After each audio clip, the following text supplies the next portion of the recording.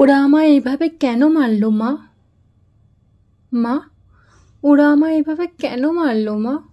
মা, আমি তো ডিউটিতে যেমন যাই সেরকমই ডিউটিতে গেছিলাম, কিন্তু আমি তো জানতাম না যে আজই হবে আমার শেষ দিন। আমি তো আমার জুনিয়রদের সাথে একসাথে কত গল্প করতে করতে রাতের খাবার খেয়েছিলাম। জানো মা, অনলাইন থেকে অর্ডার করে আনিয়েছিলাম আমার প্রিয় খাবারটা, ওটাই আজ খেয়েছিলাম। তখনও যদি একটু বুঝতে পারতাম এটাই আমার শেষ খাওয়া, এটাই শেষ গল্প।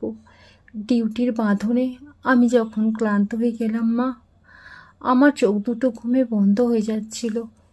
একটু শরীরের ক্লান্তি মেটাতে গেলাম। তখন যদি বুঝতাম মা সারা জীবনের মতো বিশ্রামে চলে যাব। তখন ভোররাতে আমি ওয়ার্ডে একা, ভোরে শীতল বাতাসে আমার একটু ঠান্ডা লাগতে আমি লাল চাদরটা ঢাকা দিয়ে একটু চোখ বন্ধ করেছিলাম শুধু। ব্যাস, সেই সময়ের অপেক্ষায় থাকা, ওরা আমার সাথে। উফ, ছি ছি মা, আমার খুব কষ্ট হচ্ছিল জানো তো। অনেকবার আমি বারণ করেছিলাম, চিৎকার করেছিলাম, বাঁচাও বাঁচাও, কে আছো আমাকে বাঁচাও। কিন্তু কেউ আমার চিৎকার, আমার আর্তনাদ শুনতে পায়নি জানো তো মা। আর ওরা আরও পশুর থেকেও বিচ্ছিরি ব্যবহার করতে লাগলো, খেলতে লাগলো আমাকে নিয়ে ওরা। আমি ওদের হাতে পায়ে পড়লাম জানো তো। আমি এটাও বললাম যে আমাকে ছেড়ে দাও, দয়া করে ছেড়ে দাও, আমি কাউকে কিচ্ছু বলবো না, আমাকে যেতে দাও।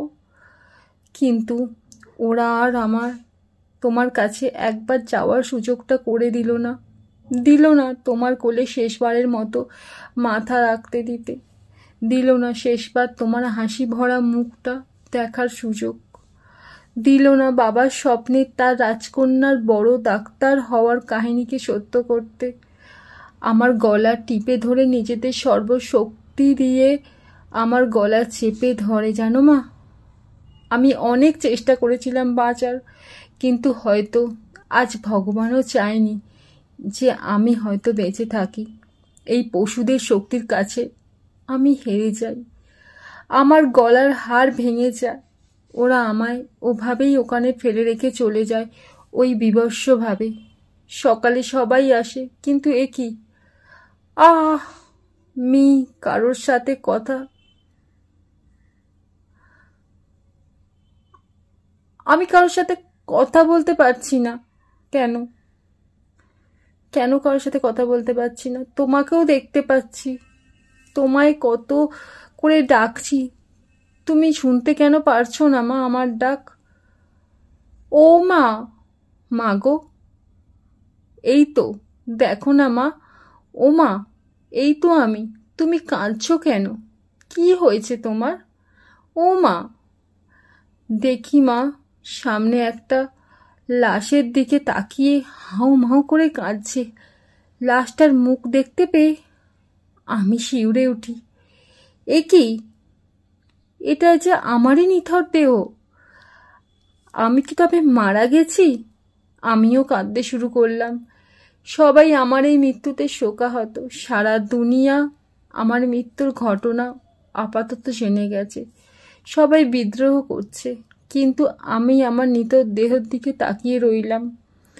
আমার শেষটা আরো ভালো হতে পারতো না বলো মা? দেখো না মা, ওরা আমার মুখে দেহের কি বিচ্ছিরি অবস্থা করেছে। আমার শেষটা তো আরো ভালো হতে পারতো বলো মা, একবার বলো। আমার চিৎকার করতে ইচ্ছা করছে, কিন্তু আমার আওয়াজ এখনো কেউ শুনতে পাচ্ছে না। আমি এতগুলো লোকের সামনে চিৎকার করছি, কিন্তু কেউ আমার এই চিৎকার শুনতে পাচ্ছে না, কেউ না।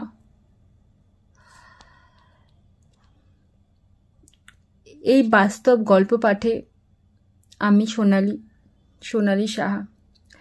গল্পটি সংগৃহীত আমরা যে ঘটনাটা ঘটে গেছে মৌমিতা দেবনাথের সাথে, জুনিয়র ডক্টর মৌমিতা দেবনাথের সাথে যে ঘটনাটি ঘটে গেছে, সেটার জন্য আমরা সবাই চাই যাতে প্রপার জাস্টিস হোক। আরজি করের এই ঘটনা আমরা সবাই মিলে এক হয়ে লড়ব। আমরা চাই যাতে এর সঠিক জাস্টিস পেতে। We need justice. শাস্তি চাই, দোষীদের শাস্তি চাই। কোনো টাকা দিয়ে, কোনো কিছু দিয়ে এই মুখ বন্ধ করা যাবে না। তো সবাই মিলে আমরা একসাথে লড়ব।